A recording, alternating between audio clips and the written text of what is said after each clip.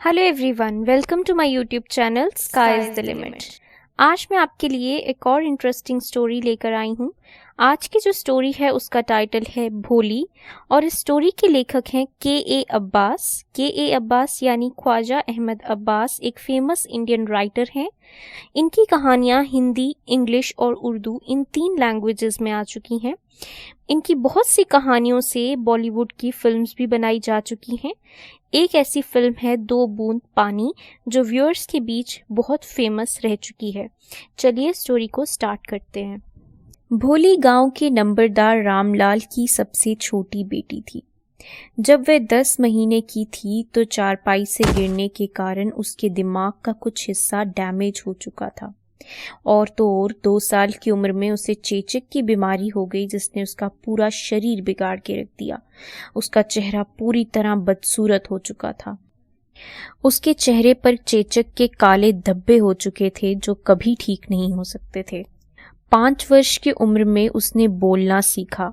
जब उसने बोलना सीखा उसके उपरांत भी वो हकला कर बोलती थी, जिस कारण बहुत से बच्चे उसका मजाक बनाते और उसकी मिमिक्री करने की कोशिश करते।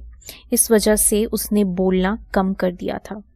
उसका असली नाम सुलेखा था, पर उसे भोली कह के बुलाया जाता था, यानी वो लड़की जो दुनिया में कुछ नहीं जानती। रामलाल के 7 बच्चे थे, जिसमें से 4 बेटियां और 3 बेटे थे। बेटों को शहर पढ़ने के लिए भेज दिया गया था। सबसे बड़ी बेटी राधा की शादी हो चुकी थी, दूसरी बेटी मंगला की शादी भी तय हो चुकी थी, तीसरी बेटी चंपा थी, पर उसकी शादी की रामलाल को कोई चिंता नहीं थी क्योंकि वह देखने में बहुत सुंदर थी, जिस कारण उसकी शादी करने में उसे कोई परेशानी नहीं आने वाली थी। रामलाल परेशान था तो सिर्फ भोली की शादी के लिए। भोली ना ही देखने में सुंदर थी और उसकी दिमागी हालत भी ठीक नहीं थी। इसी कारण से रामलाल उसकी शादी के लिए हमेशा चिंतित रहता था। जब भोली 7 साल की थी तो गांव में लड़कियों के लिए एक प्राइमरी स्कूल खोला गया। तहसीलदार साहब उस स्कूल की इनॉग्रेशन में मौजूद थे। वहीं नंबरदार रामलाल भी मौजूद था। तहसीलदार साहब ने नंबरदार से कहा, रामलाल, तुम गांव में सरकार के प्रतिनिधि हो, इसलिए मैं ये चाहता हूँ कि तुम अपनी बेटियों को स्कूल भेजकर गांव वालों के लिए एक मिसाल पेश करो। उस वक्त रामलाल कुछ ना कह सका, पर उस रात उसने अपनी पत्नी से ये बात की। जब उसकी पत्नी ने ये बात सुनी तो वो चिल्ला उठी, अरे जी, क्या कह रहे हो आप? लड़कियों को अगर पढ़ाने के लिए स्कूल भेज दिया तो उनसे शादी कौन करेगा? रामलाल ने कहा, हाँ, ये बात तो मैं भी समझता हूँ, पर तहसीलदार साहब को मना करने की हिम्मत मुझ में नहीं है। आखिर में उसकी पत्नी ने कहा, मैं बताती हूँ आपको क्या करना है। वो जो भोली है ना, उसको भेज देते हैं स्कूल। वैसे भी उसकी शादी होने का तो कोई आसार है नहीं है, देखने में वो सुंदर नहीं है, बुद्धि उसकी भ्रष्ट हो चुकी है, तो जाए स्कूल, देखें मास्टर उसकी जिम्मेदारी उठाएं, संभालें उसको। मुझसे तो वैसे ही घर में नहीं संभाली जाती है। अगले दिन रामलाल भोली को हाथ पकड़ के स्कूल की तरफ ले जाने लगा। उसने कहा, आओ भोली, मैं तुम्हें स्कूल की तरफ ले जाता हूँ। इससे भोली बहुत डर गई। वह नहीं जानती थी कि स्कूल आखिर होता क्या है। वो जोर से चिल्लाई, नहीं नहीं नहीं, मैं नहीं जाऊंगी। और उसने अपना हाथ अपने पिता से छुड़ा लिया। रामलाल ने कहा, अरे तुम्हें बीमारी क्या है बेवकूफ, मैं तुम्हें स्कूल लेकर जा रहा हूँ। तभी रामलाल की पत्नी यानी भोली की माँ बोली, ओ जी, सुनते हो? इसको हम कुछ नए कपड़े पहना देते हैं। इन कपड़ों में स्कूल जाएगी तो लोग क्या सोचेंगे हमारे बारे में? टीचर क्या सोचेंगे? लड़कियां क्या सोचेंगी बाकी? इससे पहले भोली के लिए नए कपड़े कभी नहीं बनवाए गए थे। हमेशा उसे अपनी बहनों के पुराने कपड़े दे दिए जाते थे। कोई भी उसके कपड़ों को धोने के बारे में कभी नहीं सोचता था। आज उसे नए कपड़े भी दिए गए। यही नहीं, उसे नहलाया भी गया और उसके बालों को तेल में भिगोया भी गया। तभी भोली को ये यकीन हुआ कि वो ऐसी जगह जा रही है जो घर से बहुत बेहतरीन है। जब वो दोनों स्कूल पहुंचे तो बाकी बच्चे ऑलरेडी क्लासरूम्स में बैठ चुके थे। रामलाल ने भोली को हेडमिस्ट्रेस के हवाले किया और निकल दिया। भोली बहुत डर चुकी थी। वो डरी हुई आंखों से हर किसी की तरफ देखने लगी। हेडमिस्ट्रेस ने भोली को क्लासरूम के एक कोने में बैठने का आदेश दिया। वैसे तो भोली स्कूल के बारे में कुछ नहीं जानती थी, पर क्लासरूम में अपनी हम उम्र लड़कियों को देखकर वो बहुत खुश हुई। उसे उम्मीद थी कि शायद इनमें से कोई लड़की उसकी दोस्त बन जाए। टीचर क्लासरूम में कुछ कह रही थी, पर भोली उसमें से कुछ भी समझ नहीं पा रही थी। दीवारों पर पशु पक्षियों की बनी तस्वीरें उसे बहुत आकर्षित कर रही थी। उसने अचानक देखा कि टीचर उसके पास खड़ी मुस्कुरा रही हैं। बेटा, आपका नाम क्या है? टीचर ने पूछा। भोली ने कहा, भो। वो इससे ज्यादा न कह सकी। आंसू उसकी आंखों से टप टप बहने लगे। वे सर उठाने की हिम्मत ना कर सकी, क्योंकि वे जानती थी कि उसके साथ बैठी लड़कियां अभी भी उस पर हंस रही होंगी। जब स्कूल की घंटी बजी तो सभी लड़कियां क्लासरूम से बाहर जा निकली, पर भोली में अभी भी उठने की हिम्मत नहीं थी। वे बहुत डरी हुई थी। भोली, टीचर ने कहा। अपनी पूरी जिंदगी में भोली ने इतने प्यार से उसे बुलाते हुए कभी नहीं देखा था। भोली को यह सुनकर बहुत अच्छा लगा। उठ जाओ, टीचर ने बड़े प्यार से भोली को कहा। भोली उठ गई। अब मुझे अपना नाम बताओ, टीचर ने कहा।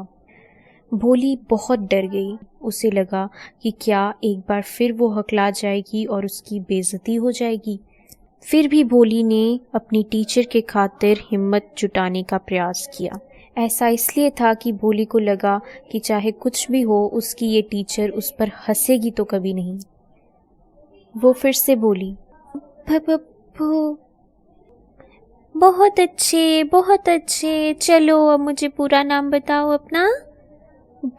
भोली। आखिर भोली अपना नाम बोलने में कामयाब रही। अब वह बहुत खुश थी, क्योंकि उसके लिए ये बहुत बड़ी उपलब्धि थी। शाबाश, डर को अपने मन से बाहर निकालो, तुम सबकी तरह बोल पाओगी। Very good. भोली बहुत हैरानी से टीचर को देखने लगी, मानो पूछना चाहती हो कि क्या सच में वो सबकी तरह बोल पाएगी। हाँ भोली, बिल्कुल तुम सबकी तरह बोल पाओगी, बस तुम रोज स्कूल आओगी ना? भोली ने गर्दन हिलाकर हाँ में इशारा किया। नहीं, जोर से बोलो, कोई बात नहीं, जोर से बोलो तुम। हाँ। भोली खुद भी हैरान थी कि वो टीचर को हाँ में जवाब दे पाई। देखा, तुमने बोल लिया। मैंने तुम्हें कहा था ना कि तुम बोल पाओगी। अभी तुम ये किताब पकड़ो, ठीक है? किताब में पशु पक्षियों की तस्वीरें थी और उनके साथ उनके नाम लिखे हुए थे। टीचर ने कहा, 1 महीने के अंदर अंदर तुम सारी किताब पढ़ पाओगी और फिर मैं तुम्हें एक बड़ी बुक दूंगी। फिर तुम वो भी पढ़ पाओगी, फिर मैं उससे भी बड़ी बुक दूंगी और इसी तरह तुम गांव में सबसे ज़्यादा पढ़ जाओगी। समझ आया? चलो अब तुम जाओ और कल सुबह जल्दी से स्कूल आ जाना, ठीक है? टीचर ने कहा। भोली के दिल में अब एक नई उम्मीद जग चुकी थी। इसी तरह साल बीतते गए। अब वो गांव एक कस्बा बन चुका था। वो छोटा प्राइमरी स्कूल अब एक हाई स्कूल बन चुका था। अब वहाँ रेलवे और सिनेमा जैसी फैसिलिटीज़ भी आ चुकी थी। एक रात भोली के पिता रामलाल अपनी पत्नी यानी भोली की माँ से बोले, तुम्हें क्या लगता है, मुझे वो और भोली के लिए आया बिशंबर का रिश्ता मान लेना चाहिए? पत्नी ने जवाब दिया, हाँ, क्यों नहीं करना चाहिए? इतनी बड़ी दुकान है और मैंने सुना है इतने पैसे हैं उनके बैंक में। हो हजारों की गट्ठी लगी हुई है और ऊपर से दहेज भी नहीं मांग रहे। इससे ज़्यादा और क्या चाहिए हम लोगों को? हमारी भोली बड़ी किस्मत वाली है जो उसको ऐसा रिश्ता आया हुआ है। रामलाल ने कहा, पर तुम्हें पता तो है उसकी उम्र बिल्कुल मेरी उम्र के बराबर ही होगी और उसकी पुरानी बीवी से आए बच्चे भी बहुत बड़े हो चुके हैं। हाँ तो क्या हुआ, 45-50 साल कोई आदमी की बड़ी उम्र नहीं होती जी। और हम किस्मत वाले हैं कि वो दूसरे गांव से है और उसे भोली के धब्बों के बारे में पता भी नहीं है। हमने अगर ये रिश्ता माना नहीं ना तो हो सकता है भोली पूरी जिंदगी कुंवारी रह जाए। पत्नी ने कहा। फिर रामलाल बोला, हाँ पर मुझे डर है कि भोली क्या कहेगी इस बारे में। पत्नी ने कहा, वो मंदबुद्धि क्या बोलेगी जी? हमारी मर्जी, हम जहां मर्जी उसकी शादी करवाएं। हो सकता है, तुम सही कह रही हो। रामलाल बड़बड़ाया। भोली वहीं आंगन में चारपाई पर लेटी हुई थी और अपने माता पिता की बात सुन रही थी, पर वो कुछ नहीं कह सकी। आखिर शादी का दिन आ ही गया। उस दिन बिशंबर नाथ, जो कि एक बहुत बड़ा शॉपकीपर था, बहुत बड़ी बारात लेकर आ पहुंचा। भोली की शादी बहुत ही शान शौकत से हो रही थी। रामलाल बहुत हैरान था। उसने ऐसा कभी नहीं सोचा था कि उसकी चौथी बेटी की शादी इस धूमधाम से होगी। वहीं भोली की बड़ी बहनें, जो कि शादी के लिए घर आई हुई थी, वे भोली की किस्मत से जेलस फील कर रही थी। जब शादी का मुहूर्त हो चला तो पंडित बोले, कन्या को बुलाया जाए। भोली को मंडप के पास ले जाया गया। दुल्हन को वरमाला पहनाओ। बिशंबर नाथ के एक दोस्त ने उसे इशारा किया। बिशंबर नाथ ने वरमाला उठा ली। वहीं पास बैठी एक औरत ने भोली का घूंघट उठाया, पर यह क्या, वरमाला तो बिशंबर के हाथ में ही रही। बिशंबर ने साथ बैठे अपने दोस्त से कहा, तुमने देखा इसका मुंह? इसके ऊपर तो काले धब्बे पड़े हुए हैं। अगर इसको मेरे से शादी करनी होगी तो इसके पिता को मुझे 5,000 रुपए देना पड़ेगा। रामलाल दौड़ा दौड़ा गया और उसने बिशंबर के पांव में अपनी पगड़ी यानी अपना सम्मान रख दिया। उसने कहा, साहब मुझे इतना शर्मिंदा मत कीजिए, मैं आपको 2,000 रुपए दे देता हूँ, उसमें आप मेरी बच्ची से शादी कर लीजिए, पर मुझे इतना शर्मिंदा मत कीजिए। नहीं, 5,000 ही चाहिए। देने या तो दो, नहीं तो अपनी बेटी अपने पास रखो, हमने नहीं इससे शादी करनी। रामलाल ने कहा, नहीं, थोड़ा समझिए, थोड़ा बात को समझिए साहब, थोड़ा समझिए। अगर आप इस तरह चले गए तो मैं गांव में किसी को अपना मुंह दिखाने के लायक नहीं रहूंगा साहब। बिशंबर मानने को तैयार नहीं था। फिर रामलाल आंसू बहाते हुए अंदर गया। उसने अलमारी खोली और नोट गिनने लगा। पूरे 5,000 थे।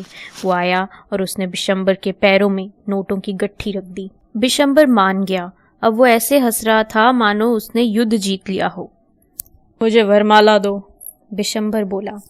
एक बार फिर भोली के चेहरे से घूंघट हटाया गया, पर इस बार उसकी आंखें नीचे नहीं झुकी हुई थी। बिशंबर जैसे ही वरमाला को भोली के गले में पहनाने लगा, भोली ने उसे बहुत तेजी से पकड़ा और आग के अंदर जला दिया। वह उठी और उसने अपना घूंघट उतार दिया। उसने कहा, पिताजी, आप ये पैसे वापस ले जाए। मैं इस लालची इंसान से शादी नहीं कर सकती। रामलाल हैरान हो गया। सब लोग फुसफुसाने लगे, कितनी बेशर्म है, कैसी है ये, बहुत बेशर्मी की बात है ये। भोली, तुम पागल हो गई हो, हमारी इज्जत का कुछ तो ख्याल रखो। पिताजी, आपकी इज्जत के लिए मैं इस इंसान से शादी कर रही थी, पर अब इस लालची इंसान को मैं अपना पति नहीं मान सकती। मैं इससे शादी नहीं करूंगी, नहीं करूंगी, नहीं करूंगी, भोली ने कहा। पास खड़ी एक औरत बोली, अरे हमें तो लगा था ये मंदबुद्धि भोली सी लड़की है, पर ये, इससे तो कोई शर्म लिहाज है ही नहीं। भोली ने कहा, जी आंटी, आपको यही लगता था कि मैं बहुत भोली भाली हूं, पर अब भोली भाली लड़की बोलना शुरू हो चुकी है। क्या आप और सुनना चाहती हैं? बिशंबर नाथ और उसके साथ आए लोग वापस जाने लगे। रामलाल वहीं खड़ा था, शर्म से सर झुकाए। धीरे धीरे सब वहां से जा निकले। तभी रामलाल भोली की तरफ मुड़ा और उसने पूछा, अब तुम्हारा क्या होगा? अब कोई भी तुमसे शादी नहीं करेगा। हम तुम्हारे साथ क्या करेंगे? बताओ, क्या करेंगे हम तुम्हारे साथ? पिताजी, आपको परेशान होने की कोई जरूरत नहीं है। मैं आप लोगों की ओल्ड एज में सर्विस करूंगी और उसी स्कूल में पढ़ाऊंगी जहां से मैंने इतना कुछ सीखा। मैंने सही किया ना मैम? भोली ने कहा। वहां साइड पर भोली की टीचर खड़ी थी और उन्होंने मुस्कुराते हुए कहा, हाँ भोली, तुमने बहुत अच्छा किया।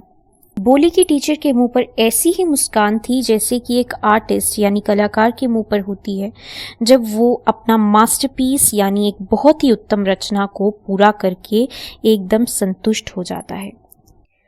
तो आज की स्टोरी में हमने बहुत से सामाजिक पहलुओं को टच किया है। सबसे पहले इस स्टोरी में हमने एक टीचर की ताकत को पहचाना।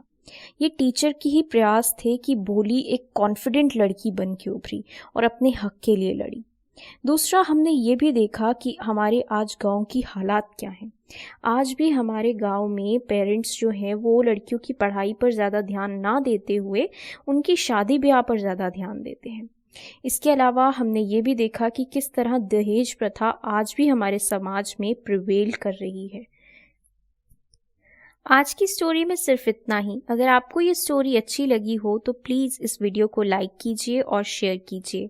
साथ ही साथ चैनल को सब्सक्राइब कीजिए अगर अभी तक आपने नहीं किया है, और बेल आइकॉन को प्रेस करना मत भूलिए। फिर मुलाकात होगी किसी और स्टोरी या डेमोन्स्ट्रेशन में। तब तक के लिए बने रहिए स्काई इज़ द लिमिट के साथ और मुझे दीजिए इजाज़त। नमस्कार।